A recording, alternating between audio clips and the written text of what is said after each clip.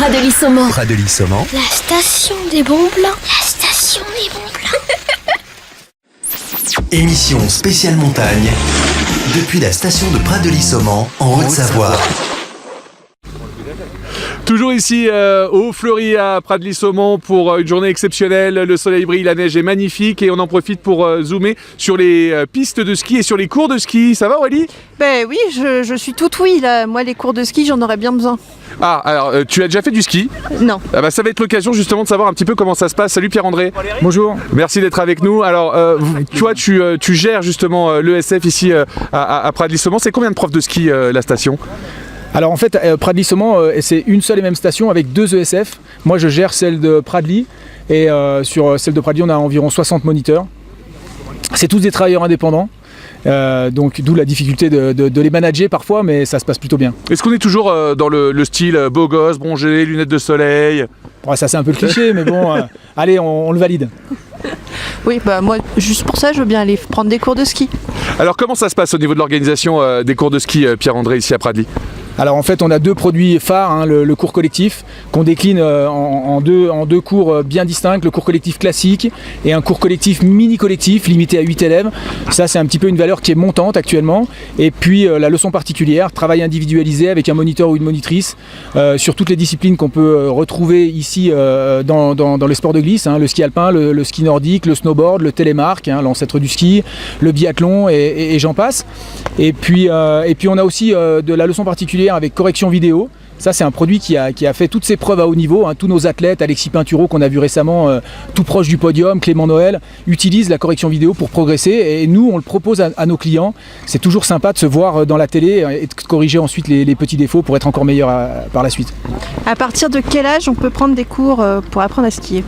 Alors on va accueillir les enfants à partir de 3 ans jusqu'à 99 ans. Alors 3 ans c'est vrai que les progressions sont différentes, hein, entre chaque enfant, mais on peut imaginer qu'à 3 ans et demi on est capable de descendre une piste verte en maîtrisant sa vitesse et sa direction sans aucun problème. Il y a du matériel spécifique qui est mis en place ici à Pradely justement pour les petits enfants qui démarrent ? Oui absolument, hein, tout est étudié pour que le ski soit facilité. Hein, très clairement, et les petits de 3 ans, des petits skis, des vraies chaussures, des petits skis d'environ 80-90 cm et qui leur permettent justement de pouvoir progresser en toute sérénité. Alors et jusqu'à quel âge ? Parce que bon on dit 99 ans mais après c'est peut-être dangereux au niveau faut voir avec santé. La sécurité sociale. Ouais alors non c'est vrai que 99 ans c'est un petit peu comme les jeux de société, mais est-ce que c'est une image ou pas ? Non, je crois qu'aujourd'hui on a un terrain de jeu qui est extraordinaire. Tout à l'heure vous avez fait une interview du chef des pistes qui sera retrouvé sur notre site internet d'ailleurs. Absolument, ils font un travail formidable, hein, que ce soit la sécurité des pistes, le damage. Donc c'est vrai qu'on a quand même une grande souplesse pour pouvoir pratiquer le ski très longtemps dans les stations de sport d'hiver en France, tout simplement parce que les pistes sont totalement accessibles. C'est pas pour autant qu'il faut pas prendre des cours de ski, hein, parce que on le voit d'ailleurs dans les usagers, on voit un certain nombre de skieurs qui arrivent à descendre, souvent par gravité, mais avec une technique parfois un petit peu aléatoire. Donc, qui ne font pas vraiment plaisir finalement. Pas vraiment plaisir, exactement, c'est ça. Puis ils risquent de se blesser.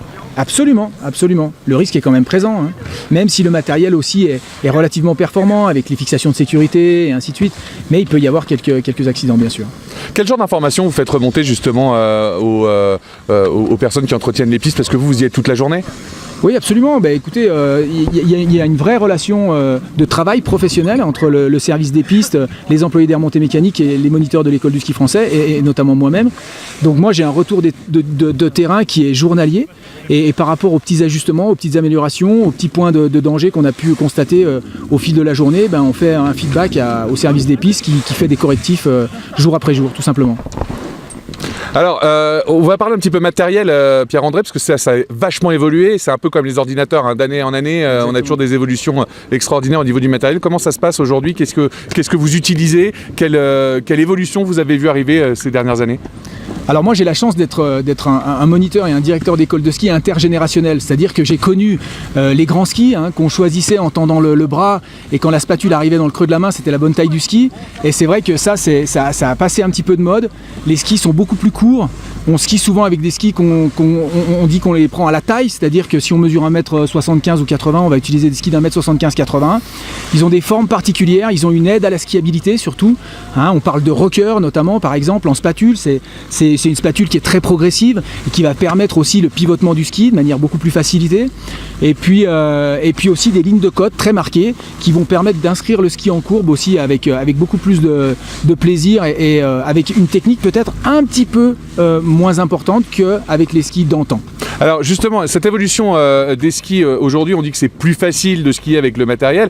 Est-ce que c'est pas aussi plus dangereux parce qu'on aurait peut-être tendance à se relâcher en se reposant un peu plus sur les skis que sur nous-mêmes? Non mais vous avez totalement raison. C'est d'ailleurs ce qu'on peut constater sur les pistes de ski d'une manière générale. C'est-à-dire qu'avec un niveau technique relativement faible, on s'aperçoit que les gens vont à pleine vitesse sans maîtriser les risques.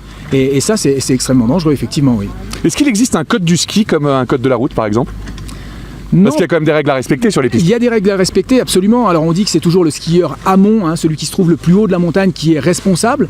Alors bien sûr, il y a des règles de sécurité. On ne s'arrête pas derrière une bosse, on ne s'arrête pas en plein milieu de la piste. On évite les collisions en ayant une bonne conduite, absolument. Et pour en revenir à mon côté débutant, si je voudrais commencer, par quoi est-ce qu'il faut commencer? Alors, je vais vous faire une réponse un peu particulière, mais il va falloir commencer par le commencement.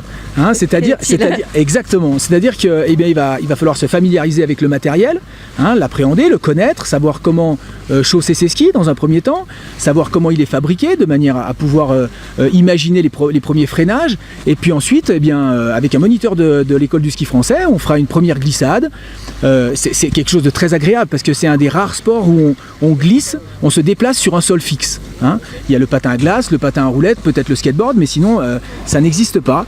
Et ensuite on fera les premiers freinages, et puis quand on maîtrisera l'arrêt, à ce moment-là on prendra le téléski, et puis on pourra commencer à faire les premiers virages, se déplacer à droite et à gauche. C'est un vrai plaisir en tout cas. Ça vous arrive parfois de faire la police sur les pistes? Non, pas vraiment. Moi je suis... De la prévention, oui. Dans le bon sens du terme, je veux dire police. Bien sûr. Oui, de la prévention, oui, absolument. Alors, ça peut être aussi bien sur les secteurs débutants où parfois on rencontre des piétons qui se sont égarés ou qui sciemment descendent sur la piste de ski débutant. Et là, il faut simplement leur expliquer qu'ils ne sont pas au bon endroit, tout simplement. Et puis après, il nous arrive, nous, les moniteurs, de pouvoir faire aussi certaines préconisations par rapport au ski hors piste. On voit que le ski hors piste est totalement démocratisé avec souvent une méconnaissance du milieu montagnard, et ça c'est extrêmement dangereux. Donc parfois oui, quand l'erreur est vraiment trop importante à nos yeux, il nous arrive de faire des remarques bienveillantes aux skieurs hors piste. Oui, parce que c'est à la fois pour la sécurité donc, de la personne qui fait les bêtises, mais aussi pour ceux qui sont autour. Absolument. C'est-à-dire qu'en fait le skieur hors piste, puisqu'on parle de deux actuellement, peut mettre en danger le skieur qui se trouve vers l'aval, et pas forcément lui, c'est-à-dire que notamment dans le déclenchement des avalanches, vous pouvez couper le manteau neigeux, vous être complètement indemne et embarquer les 15 personnes qui n'avaient rien demandé, qui sont 200 mètres plus bas. Donc voilà, il y a toute cette connaissance du milieu montagnard à connaître. Et ça vous arrive d'emmener des groupes en hors-piste? Absolument. C'est une pratique qui est de plus en plus demandée. On le voit notamment chez les fabricants de skis, il y a beaucoup de skis un peu larges qui se vendent, et il y a une vraie demande par rapport à ça. Donc on essaye d'établir un cahier des charges pour que justement éviter au maximum les risques. Le risque zéro, on dit qu'il n'existe pas, mais on essaye d'y tendre en tout cas. Merci Pierre-André en tout cas de nous avoir répondu, et merci d'œuvrer ici à Pradly-Saumont, surtout au Pradly d'ailleurs, pour toute cette génération de 3 à 99 ans qui vient s'éclater sur les pistes ici à Pradly-Saumont. Je vous rappelle qu'on est au Fleury actuellement, vous le voyez derrière moi, un panorama exceptionnel. On vous invite bien sûr à venir nous rejoindre ici à Pradly-Saumont et à venir prendre des cours avec Pierre-André, mais aussi avec toute l'équipe. Vous pouvez retrouver ce mag en audio et en vidéo sur notre site internet. Il y en aura d'autres, restez sur Radio Sensation.